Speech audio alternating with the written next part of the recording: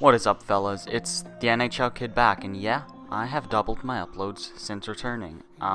Today, we are talking about NHL 21. Where is it? Where's the news? There's nothing. There's nothing on NHL 21, and this is a little worrying. Now, EA had their live stream a couple weeks back, EA Play, and they presented and announced Skate 4, Star Wars Squadrons, but overall it was kind of underwhelming, especially for NHL fans. There was not even a little teaser, nothing, no news on NHL 21. Now, what that is telling me is that they're behind schedule. And I guess that's alright if they decided, okay, we are going to push it back to the holiday season and focus on delivering actual gameplay that these fans want. But no, they are still slating for that Q3 release. Alright, let's talk about NHL 14 for a second. In the eyes of many NHL fans, it was the best EA developed NHL game. And now why I bring this up is because this year is supposed to be a similar year to that.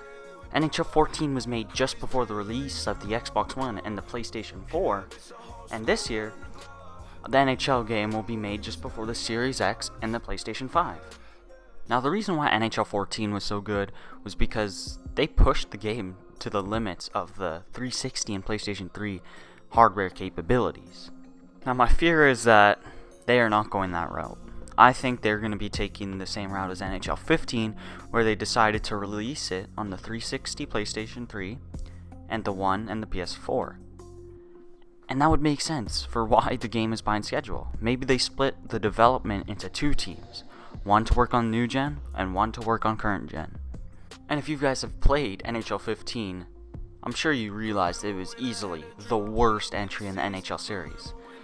On the old gen, there was zero improvement from NHL 14. It was a literal copy and paste, maybe bug fixes, but it was super minor and they still charged full price.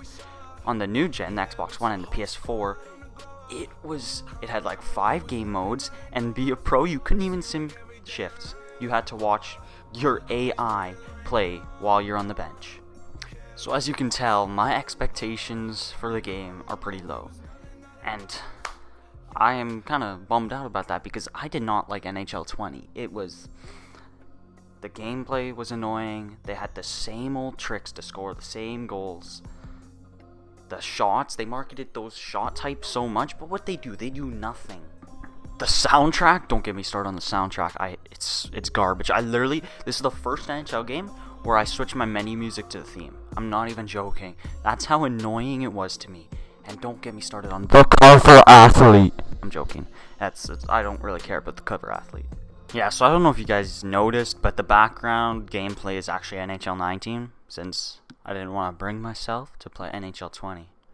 Yeah, so I think my behind schedule theory, or split team theory, whatever you want to call it, I think it's plausible.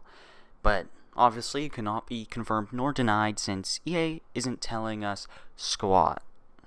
But hey, let me know what you think in the comments below and consider subscribing and liking. I'll see you fellas in the next video.